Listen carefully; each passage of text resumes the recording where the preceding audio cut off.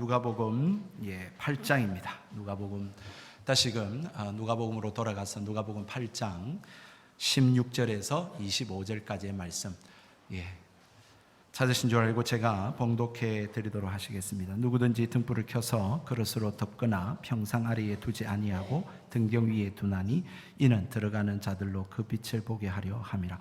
숨은 것이 장차 드러나지 아니할 것이 없고 감추인 것이 장차 알려지고 나타나지 않을 것이 없느니라. 그러므로 너희가 어떻게 들을까 스스로 삼가라. 누구든지 있는 자는 받겠고 없는 자는 그 있는 줄로 아는 것까지도 빼앗기리라 하시니라. 예수의 어머니가 그 동생들이 왔으나 무리로 인하여 가까이 하지 못하니 어떤 이가 알리되 당신의 어머니와 동생들이 당신을 보려고 밖에 서 있나이다. 예수께서 대답하여 이르시되 내 어머니와 내 동생들은 곧 하나님의 말씀을 듣고 행하는 이 사람들이라 하시니라. 하루는 제자들과 함께 배에 오르사 그들에게 이르시되 호수 저편으로 건너가자 하시매 이에 떠나 행선할 때에 예수께서 잠이 드셨더니 마침 광풍이 호수로 내리침에 배에 물이 가득하게 되어 위태한지라. 제자들이 나와 깨워 이르되 주여 주여 우리가 죽겠나이다 한데 예수께서 잠을 깨사 바람과 물결을 꾸짖으시니 이에 그쳐 잔잔하여 지더라. 제자들에게 이르시되 너희 믿음이 어디 있느냐 하시니 그들이 두려워하고 놀랍게 여겨 서로 말하되 그가 누구이기에 바람과 물을 명하여 순종하는가 하더라. 아멘. 자, 우리 한번 이렇게 인사합시다. 하나님은 살아계십니다. 하나님은 당신을 사랑하십니다. 하나님의 은혜와 평강이 함께하기를 바랍니다. 하나님의 은혜가 임해야 됩니다. 다시금 누가복음 말씀을 생각해 보려고 합니다. 오늘 말씀에 씨 뿌리는 비유와 그 이어서 등장하는 비유가 등불에 대한 이야기로 시작이 되고 있습니다. 어떻게 보면 조금 뜬금없다라고 하는 생각이 들기도 합니다. 이 말씀이 새로운 말씀에 대한 새로운 단락인가? 아니면 그 앞에 있던 단락과 무슨 연관성이 있을까라고 하는 생각을 해보게 됩니다. 언뜻 보기에는 별로 상관이 없는, 연관성이 없는 그러한 말씀으로 보여지지만 사실은 같은 한 주제를 계속해서 이야기를 하고 다루고 있는 것입니다. 그 증거가 뭐냐? 두 비유에서 공통된 단어를 찾아보라고 한다면 듣다, 들음이라고 하는 단어로 연결되어져 있습니다. 여러분, 우리가 지난번에 살펴보았던 이 씨 뿌리는 비유에서 계속해서 여러분 땅에 씨가 뿌려졌는데 그것이 뭐라고 말했습니까? 하나님의 말씀을 들었지만 그 말씀을 들었지만 나타나는 다양한 반응들에 대한 비유다. 그렇게 말씀을 드렸지 않습니까? 오늘 본문의 말씀은 그러면 무엇과 연결되냐면 18절 말씀에 보니까 너희가 어떻게 들을까 스스로 삼가야 한다. 그렇게 말씀을 하고 있습니다. 다시 말해서 하나님의 말씀을 듣는 것으로 다양한 반응이 나타나는데 그 결과 너희들 어떻게 들어야 되는지 너희들 주의해야 된다. 너희들 염두에 둬야 된다. 듣는다고 다가 아니다. 그렇게 말씀을 하고 있는 것이 오늘 본문의 말씀인 것입니다. 어떤 사람은 예수님께서 전해주신 이 하나님 나라의 복음에 대해서 듣지만 어떻게 했습니까? 별로 관심이 없었습니다. 그리고 관심을 가질 수도 없었죠. 왜냐하면 마귀가 와서 가져가 버렸으니까, 빼앗아가 버렸으니까. 또 어떤 사람은 복음을 듣습니다. 하나님 진리의 말씀을 듣습니다. 듣는데 관심을 조금 보이는 것 같더니 금방 다시금 세상으로 돌아가 버립니다. 왜입니까? 시련과 박해가 오니까 더 이상 말씀에 대한 반응과 순종을 하지 않습니다. 또 어떤 사람은 이 복음과 이 진리의 말씀을 들으니까 좀 관심을 보입니다.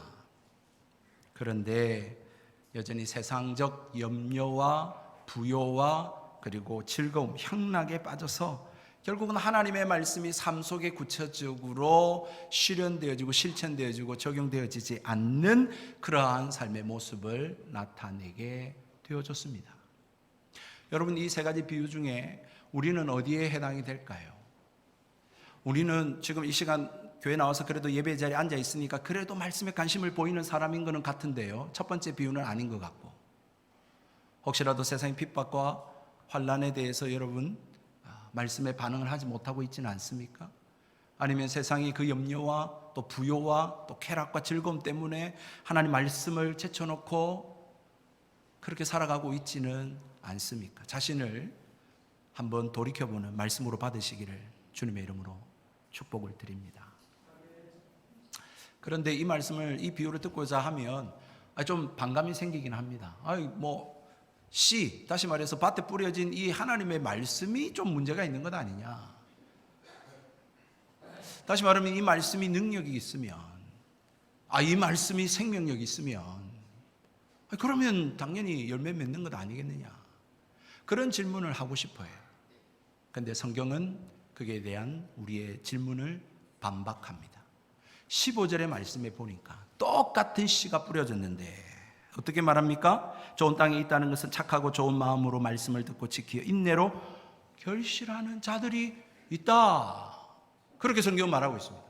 똑같은 씨가 뿌려졌습니다. 문제는 그 씨에 대한 문제가 아니라는 것이겠죠. 여러분, 하나님의 말씀은 그리스도인의 생명이고 능력입니다. 다시 말해서 하나님의 말씀에 문제가 있는 게 아니라 똑같은 하나님의 말씀을 듣고 있지만 그 말씀에 대해서 내가 어떻게 믿고 어떻게 내 삶 가운데 반응하느냐, 거기에 따라 다르게 나타난다는 사실을 말씀하고 있는 것입니다. 한번 보십시다. 오늘도 말씀을 똑같이 듣고 있습니다. 사람의 말씀을 듣습니다. 그리고 말씀을 어디에다 둡니까? 마음에 둘 겁니다. 눈에 보이지 않아요. 그러니까 이 말씀이 살아있는지, 생명력이 있는지, 이 말씀이 꿈틀거리고 있는 건지, 여러분 삶을 변화시키고 있는 건지 그때는 몰라요. 그렇다고 해서 여러분 말씀이 죽은 것입니까? 생명력이 없는 겁니까? 능력이 없는 것입니까? 아니요. 진정 이 말씀을 내 마음에 듣고 받아들이고 그 말씀을 믿는 사람이라면 그걸로 끝나는 것이 아니라 그 사람을 변화시키고 그 삶을 새롭게 하고, 여러분 그렇게 하나님의 자녀답게, 하나님 나라의 백성답게 만드는 능력이 나타난다라고 하는 것을 오늘 성경은 말씀을 하고 있는 것이죠. 듣는 것으로 지금 듣고 있으니까 이걸로는 표가 안 납니다.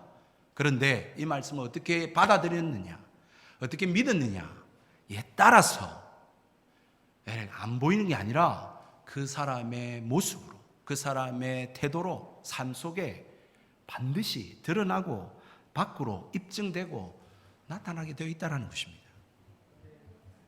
오늘 등불의 비유가 그거 아닙니까? 여러분, 누가 등불을 켰는데 이거를 숨기려고, 감추려고 등불을 켜는 사람이 어디 있습니까?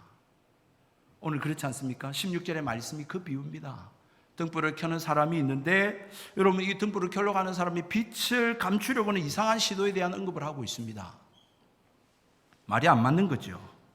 등불을 켜려고 하는 것은 감추려고 하거나 숨기려고 하는 것이 아니라 등경 위에 두어서 그 길을 걷는 사람이, 아니 우리 집으로 들어오는 사람이 다치지 않고 바르게 우리 집 문으로 잘 들어올 수 있도록 켜는 것이 등불입니다. 마찬가지로 예수님 자신이, 또한 예수님이 전하는 이 하나님의 말씀, 이 복음과 이 진리가 여러분 감추려고 하는 게 아니고 숨겨서 아무도 모르게 하려고 그렇게 하는 게 아니라 예수님은 드러내시고 이 복음을 전하여서 예수님을 믿고 생명을 얻고 구원을 받고 하나님 나라 자녀 되도록 하나님은 그렇게 이 땅에 오셨고 이 말씀을 주고 계시다라고 하는 사실인 것입니다. 그러므로 하나님 말씀은 여러분 계시이지, 드러내는 것이지 숨기는 비밀이 아닙니다. 예수님과 그의 제자들을 통해서 이 복음과 하나님의 말씀이 선포되고 나타나게 해주셔서 이 복음을 통해서 여러분 세상에 밝히 진리를 드러내게 하시고, 그 진리를 통해서 그 복음을 들은 사람들이 하나님 나라로 잘 들어올 수 있도록 예수님이 오신 것이고 이 진리의 말씀을 전하고 있는 거예요. 그러므로 등불의 빛을 본다는 것은 어떤 의미겠습니까? 예수님을 만났다라고 하는 것이고 예수님을 믿는다라는 뜻이겠고, 또한 이 예수님의 말씀을 진리로 믿고 그 믿음대로 산다라고 하는 감화와 감동을 받았다라는 말이 아니겠습니까? 예수님이 빛이시기 때문입니다. 예수님의 말씀이 진리의 빛이시기 때문입니다. 그러므로 예수님을 믿는 사람은 그 안에 빛이 있습니다. 그걸 감출 수가 없어요. 나 혼자 믿고 가만히 있는다고요? 아니요, 그럴 수가 없어요.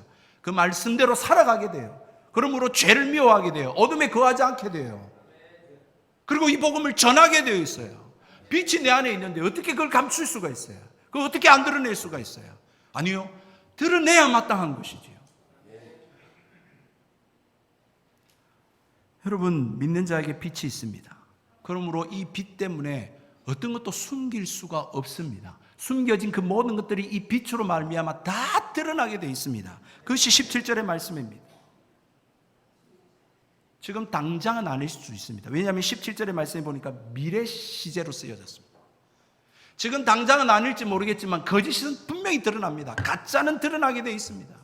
어둠은 드러나게 되어 있어요. 여러분들이 숨긴 것 다 밝혀지게 되어 있다고요. 왜냐하면 주님이 빛이시고 하나님 말씀이 진리의 빛이며 우리 안에 빛이 있기 때문에 그걸 감출 수가 없어요. 여러분, 물론 불신자들에게는 감추어진 비밀과 같을 것입니다. 깨닫지 못하기 때문입니다. 그것이 죄인 줄 모르기 때문입니다. 내가 어둠 속에 거하고 있는지 아닌지도 분별하지 못하기 때문에 그렇습니다. 예수님과 그의 제자들을 통해서, 예수님을 믿는 자들을 통해서 하나님의 말씀이 진리를 드러내지만, 다양한 땅에 이 씨앗 하나님의 말씀이 뿌려지지만 그 말씀을 어떻게 받아들이느냐에 따라 이 말씀이 계시가 되기도 하고 어떤 누군가에는 어렵고 이해하기 힘든 비밀이 되고 만다라고 하는 것입니다.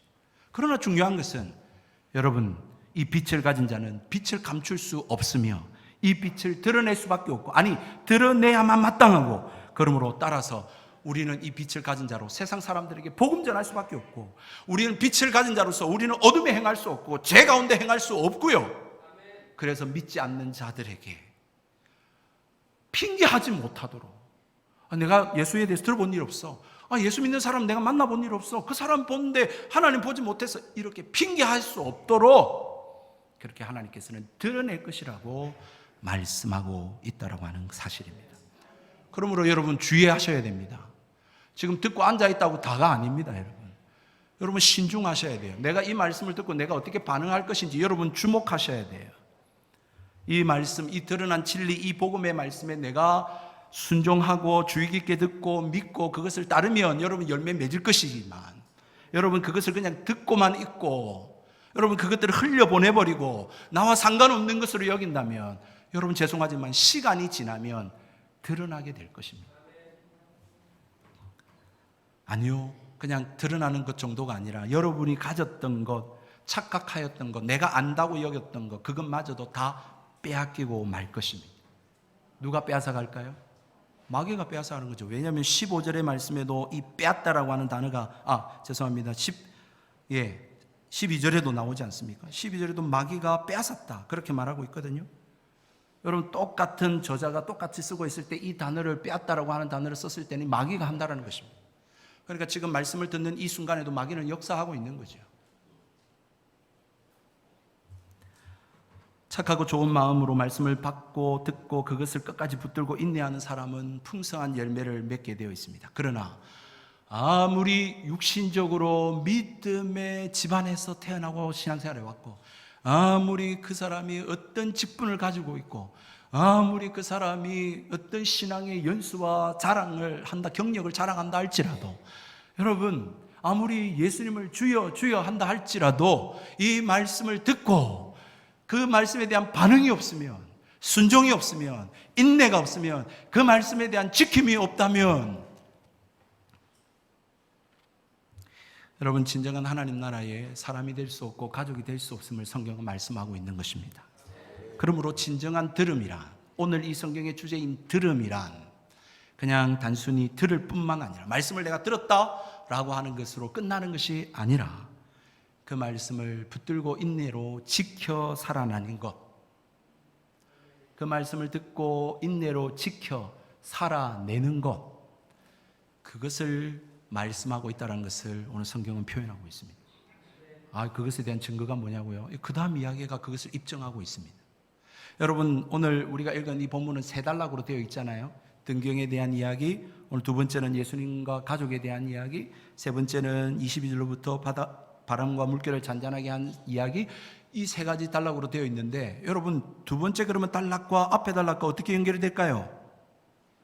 여러분 우리가 읽었던 8장 15절 말씀을 듣고 지켜라고 하는 말씀이 나오죠. 뿐만 아니라 21절에 보니까 내 어머니와 내 동생들은 곧 하나님의 말씀을 듣고 행하는 사람이라 라고 하는 구절이 동일하게 등장합니다. 다시 말해서 이것이 다른 이야기가 아니라 연결된 이야기라고 하는 것을 말씀하고 있는 것이죠.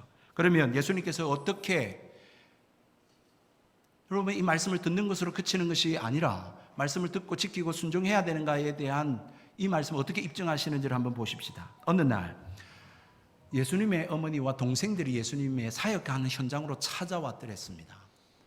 예수님의 어머니와 그의 동생들이라고 하는 이 표현을 볼 때에 여러분, 우리가 누구인지 정확하게 알 수 없지만 마가복음 6장 3절에는 그 동생들의 이름이 좀 등장하고 있는데요, 보니까 야고보와 요셉과 유다와 시몬이 등장하고 있네요. 그리고 그 뒤에 누이들이라고 해서 예수님의 동생들, 여자 동생들도 있었음을 우리는 알 수가 있습니다.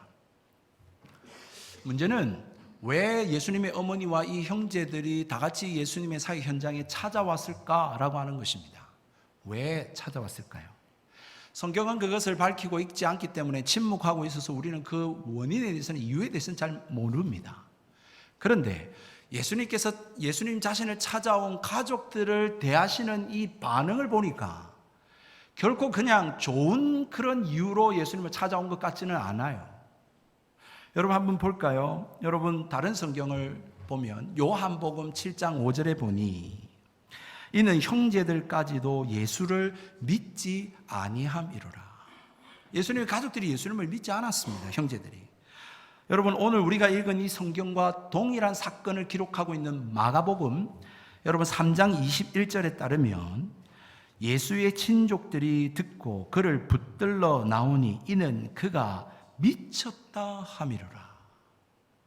여러분 다른 복음서의 내용과 종합해서 이 사건을 우리가 재구성을 해보면 여러분 지금 이 가족들은 예수님을 구주로 믿지 않았습니다. 뿐만 아니라 예수님이 지금 행하는 행동들이, 이 형님이 행하는 행동이 좀 이상해, 정신 나간 것 같아, 미친 것 같아, 그래가지고 예수님을 지금 데리러 그렇게 예수님의 현장에 왔다라는 거예요. 예수님의 가족들은 예수님을 믿지 않을 뿐만 아니라 예수님이 이상한 행동들을 하고 있다고 생각하고 예수님을 데리러 왔는데요, 막상 예수의 가족이 예수님을 찾으러 왔는데 예수님께로 나아오지를 못합니다.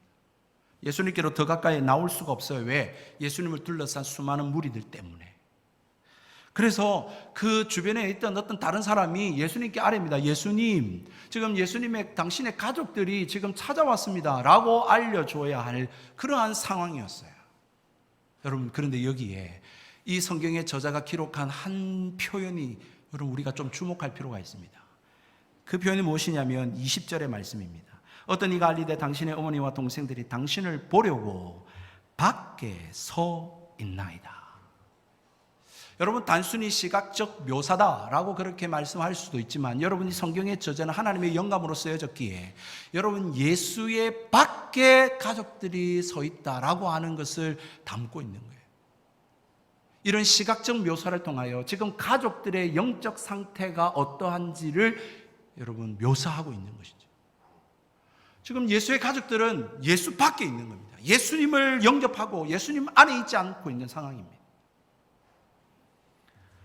여러분 예수님 밖에 있고 무리들은 예수님 둘러앉아서 예수님의 말씀을 듣고 있습니다.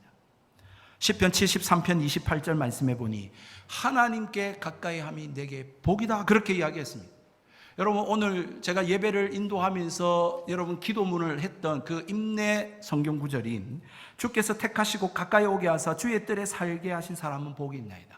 주님께 가까이 나아감이 복이 있다라고 똑같이 말하고 있습니다. 뿐만 아니라 시편 34편 10절에도 젊은 사자는 궁핍하여 졸일지라도 여호와를 찾는 자는 모든 좋은 것에 부족함이 없을 것이다. 여러분 잠언서 8장 17절에도 나를 사랑하는 자들이 나의 사랑을 입으며 나를 간절히 찾는 자가 나를 만날 것이라고 말씀하고 있습니다.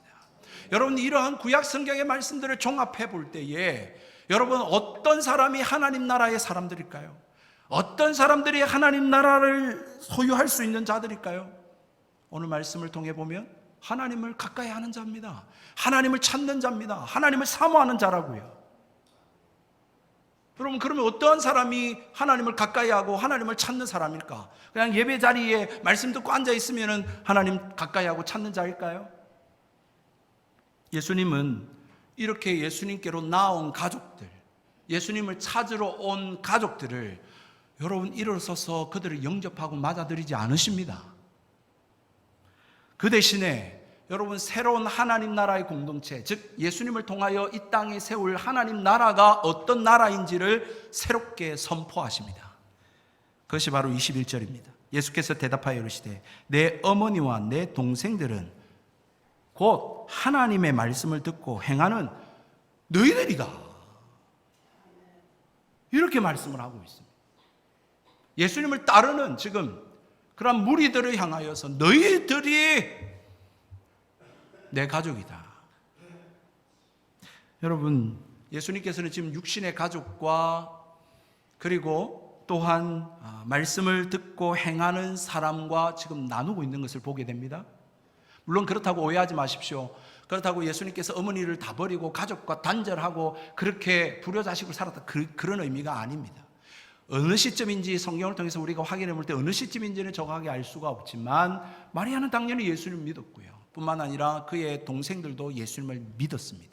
우리가 아는 대표적인 인물이 바로 야고보서를 기록한 야고보, 그가 바로 예수님의 형제입니다. 여러분, 지금 예수님께서는 그럼 왜 여기서 이 말을 하고 계시는 것일까요? 왜냐하면 하나님의 나라가 누구의 것인지, 하나님의 사람들은, 하나님 나라의 사람들은 어떠한 사람인지를 지금 무리들에게 가르쳐 주고 강조하고 싶어 하셨던 것입니다.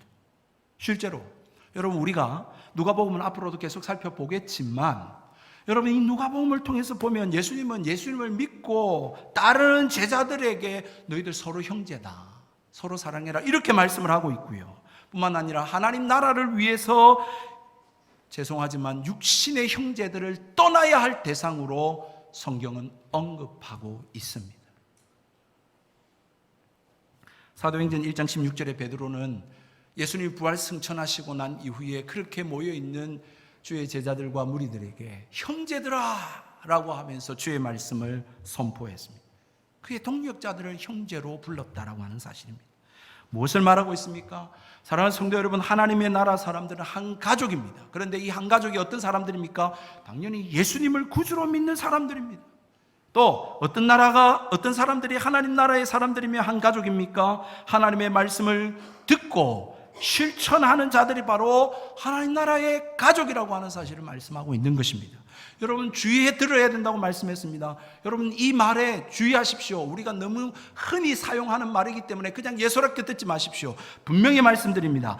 예수님을 구주로 믿는 사람이 하나님 나라 사람이지, 여러분, 예수님을 부르는 사람이 아닙니다. 교회를 다니는 사람이 아닙니다. 주여 주여 하는 사람이 아니에요. 여러분, 또 기억하시고 주의하시고 들으십시오. 분명히 하나님 나라 사람은 하나님의 말씀을 듣고 실천하는 사람이지, 지금 하나님 말씀을 듣고 있는 사람이거나 성경에 대한 지식을 많이 가지고 있는 사람이 아닙니다. 예수님에 대한 믿음과 이 하나님의 말씀에 대한 순종은 불가분의 관계예요. 뗄래야 뗄 수 없는 관계예요.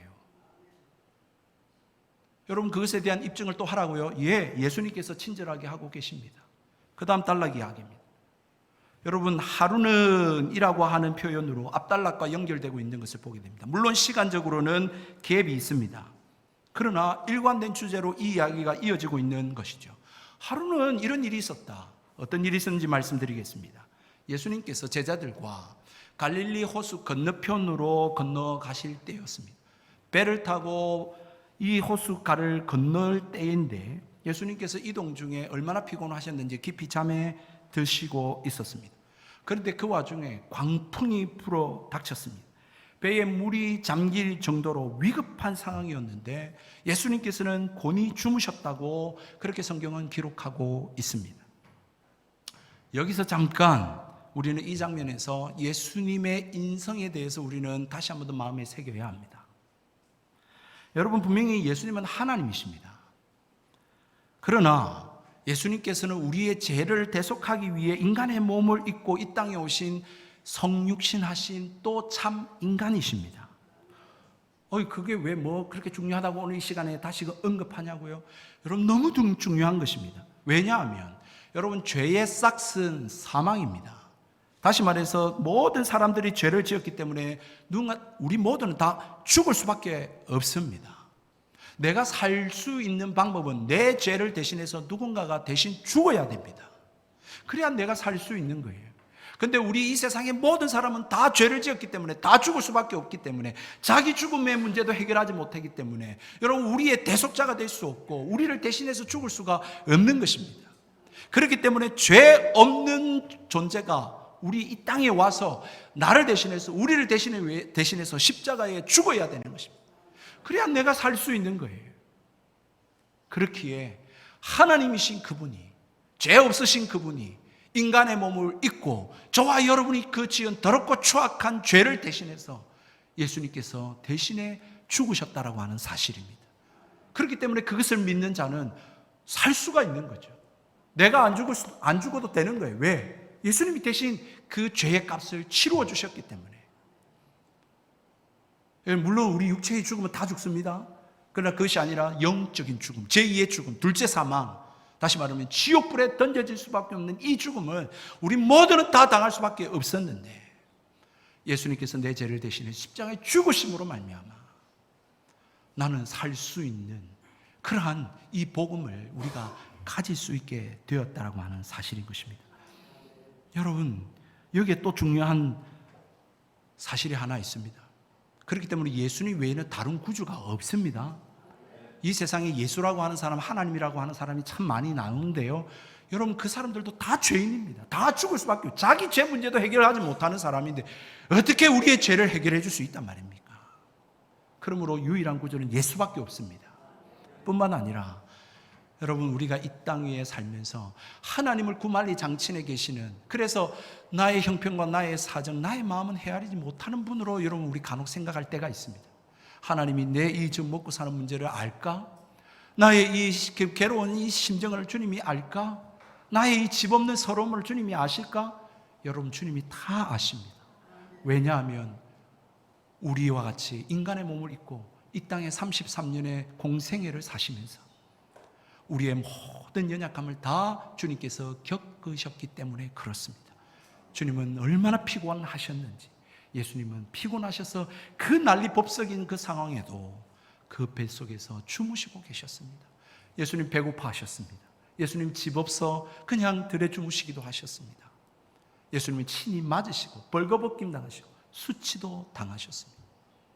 이 모든 것들을 여러분 하나로 압축한 성경 구절이 있습니다. 그것이 바로 히브리서 4장 15절의 말씀입니다. 우리에게 있는 대제사장은 우리의 연약함을 동정하지 못하실 리가 아니요 모든 일에 우리와 똑같이 시험을 받으신 이로되 죄는 없으시니라. 우리에게 있는 대제사장 되시는 예수 그리스도께서 이 땅에 오셔서 우리의 모든 것들을 다 체휼하셨고 다 겪으셨기 때문에, 그래서 우리를 동정하지 못할 일이 없고 또한 우리의 연약함을 도우실 수 있는 분이다 라고 성경은 말씀하고 있는 것입니다. 그러므로 예수님 믿으시기를 주의 이름으로 축복합니다. 주님 앞에 나와서 주님을 찾으시고 주님을 가까이 하시고 주님께 좀 부르짖으시기를 주의 이름으로 축복합니다. 예수님께서 얼마나 피곤하셨는지, 광풍이 부는 그 상황에서도, 위급한 상황에서도, 제자들이 지금 난리법석인 그 상황 속에서도 주무셨습니다. 그러자 제자들이 예수님을 찾아왔습니다. 그리고 예수님을 깨웠습니다. 주여, 주여, 우리가 지금 다 죽게 생겼습니다. 그렇게 예수님을 깨우게 됩니다. 그리고는 예수님이 잠에 깨어서 그 부는 바람과 그리고 풍랑이는 그 물결을 향하여 여러분 꾸짖고 그리고 명령하시고 계시는 것을 우리는 보게 됩니다. 참 재미나죠. 여러분 뭐 바람이 인격이 있는 것도 아니고 뭐 물결이 사람인 것도 아닌데 바람에게 꾸짖고 지금 파도에게 명령하고 계시는 것을 우리는 보게 됩니다. 여러분 고대인들의 인식 속에 이 바다라고 하는 것은 인간이 정복하지 못한 미지의 세상이었습니다. 그래서 이 바다에 대해서는 두려움을 가지고 있었고 그리고 공포의 대상으로 여겼고 뿐만 아니라 혼돈의 대상으로 여겼습니다. 그러한 그 바다에 대한 이 고대인들의 경외심과 그 믿음은 여러분 우리가 여러 고전 또는 이 전설에 따라서 바다 괴물 또 포세이돈과 같은 신화 그런 이야기들로 많이 형상화되었다라고 하는 것을 우리는 알고 있습니다. 다시 말해서 예수님은 지금 바람과 풍랑이는 이 물결을 대해서 사람들이 인식하고 있는 그 어둠의 권세, 어떤 영적인 대상에 대하여 지금 예수님은 꾸짖고 명령하고 계시다라고 하는 사실입니다. 곧 다시 말하면 마귀한테 한 것이죠. 뿐만 아니라 여러분, 예수님은 마귀에게 지금 꾸짖고 명령하고 계실 뿐만 아니라 사람에게도 꾸짖으시는 분이심을 보여줍니다. 고기잡이 했던 이 호숫가에서 잔뼈가 굵은 제자들도 있었지 않습니까? 뿐만 아니라 죽은 자를 살리고 보리떡 5개와 물고기 2마리로 5,000명을 먹이신 예수님과 함께 그 사실을 목도하고 목격한 증인들인 제자들이 예수님과 함께 있었지 않습니까? 그런데 풍랑이는 그 바다를 보고는 죽음에 두려워서 예수님을 깨우고 우리 죽게 생겼다고 그렇게 난리법석을 떠는 이 모습을 보면서 예수님이 물으시는 것입니다. 물론 성경은 굉장히 완곡한 표현으로 되어 있습니다. 뭐라고 묻습니까? 25절에 보니 제자들에게 이르시되 너희 믿음이 어디 있느냐? 야, 너희들 믿음 다 어디 갔어? 너 나 믿는 거 맞아? 여러분, 예수님의 이 질문은 제자들의 부족한 믿음을 책망하는 것과 동시에 그 믿음에 따른 인내와 순종에 대한 결핍에 책망하고 계시고, 그러므로 이 믿음에 대한 순종과 인내를 촉구하는 말씀입니다. 제자들은 앞서 누가 내 가족이냐, 내 어머니고 누가 내 형제냐, 너희들 아니냐 라고 그 대상이 바로 이 제자들이었습니다. 왜냐하면 제자들은 지금 가족을 떠나 그 직업을 떠나 예수님을 온전히 쫓고 있는 자들이기 때문입니다. 그렇게 칭찬을 받은 자들이에요. 그럼에도 불구하고 이 복음을 드러내고 하나님 나라를 건설해야 될 이 믿는 자들이 지금 외부의 그 시련에 두려워 떨고 지금 죽을까 봐 염려하고 있는 이러한 모습을 보여주었기 때문에 주님께서는 너희 믿음 어디 있냐? 너희들 이 믿음에 따라서 인내할 수 있겠냐? 이 말씀대로 지키고 순종할 수 있겠냐? 이래가지고 라고 하는 책망과 꾸지람을 하고 계시는 것입니다. 그냥 꾸지람 하시지 않죠. 먼저 바람과 물결을 잔잔하게 해놓고 그렇게 하십니다. 다시 말해서 내가 누구인지 예수님께서 그 자신을 다시금 증명하시고 난 이후에 그들에게 물으시는 거예요. 여러분, 예수님은 자연만을 꾸짖을 분이 아니시죠? 그 자연만 순종하는 대상이 아니죠? 여러분, 영적인 대상, 어둠의 권세도 꾸짖고 복종시키고 뿐만 아니라 순종케 만드는 분이 바로 예수님 아닙니까? 여러분, 가버나움의 귀신에게도 꾸짖었습니다. 그리고 명령해서 떠나가게 했지 않습니까? 똑같이 지금 바람과 물결에도 예수님은 꾸짖고 지금 명령하시는 분이십니다.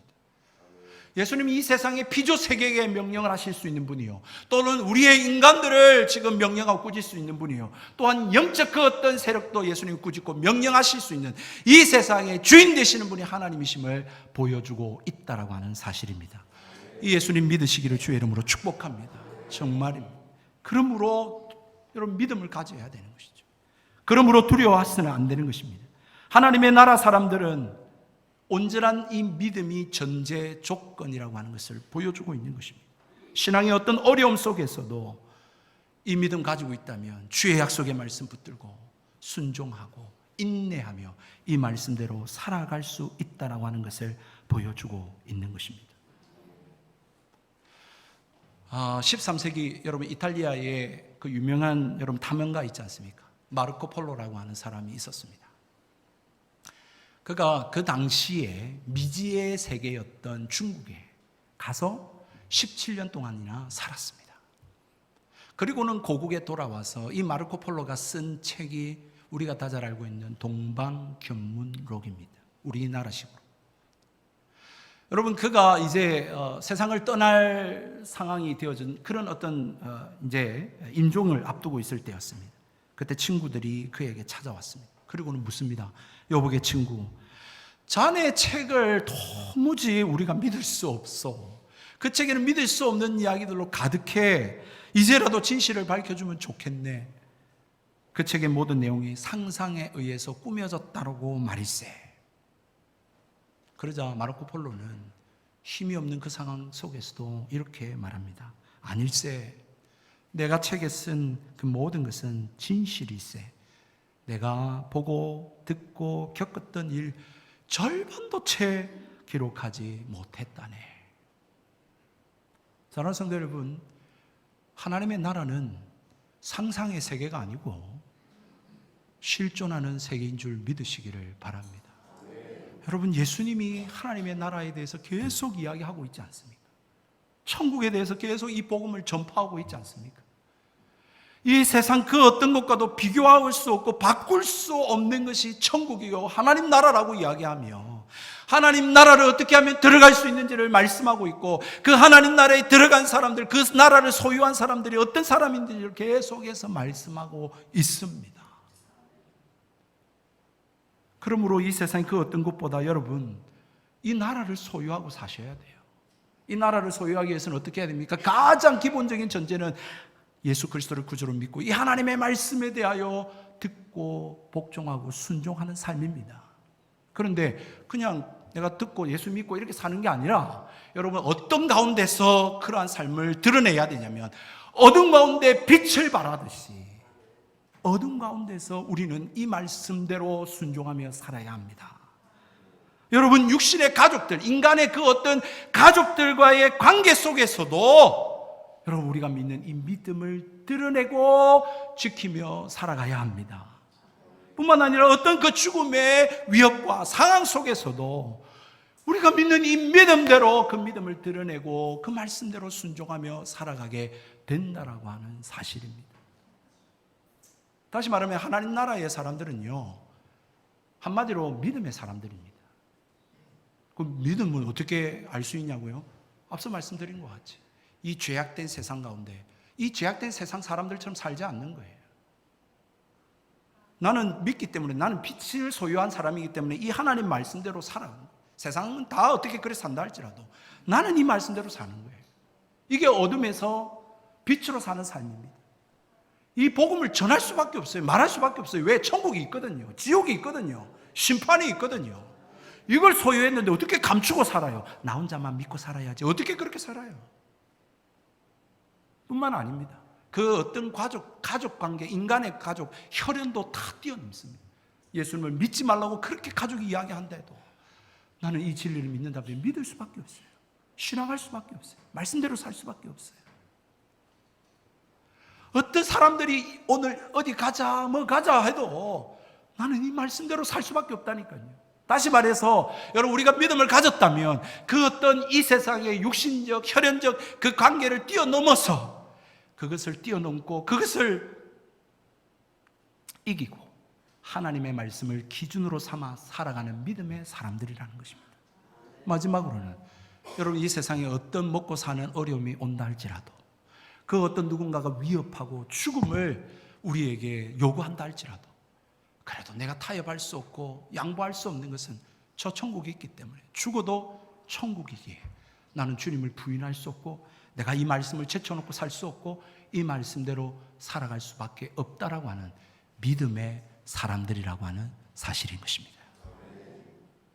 그러므로 사랑하는 성도 여러분, 오늘 이 말씀을 통하여 다시 한 번 더 이 말씀을 그냥 듣는 것으로 그치지 아니하고 내 자신을 돌아보아서 내가 정말 이 말씀대로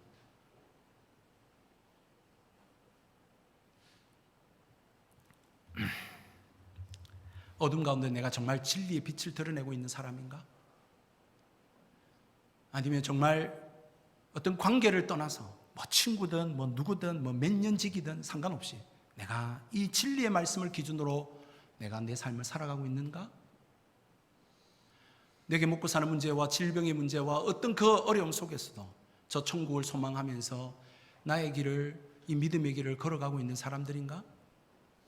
여러분 자신을 한번 돌아보실 수 있는 이 시간이 되기를 바라고, 바라옵고 비옵는 것은 정말 주님의 은혜로 이 말씀을 듣는 것으로 그치 않고 이 말씀대로 이번 한 주도 그렇게 주님과 동행하며 이 말씀대로 자신의 삶을 올바르게 살아낼 수 있는 하나님의 나라의 사람들 다 되시기를 주님의 이름으로 축복드립니다. 우리 함께 찬양하십시다.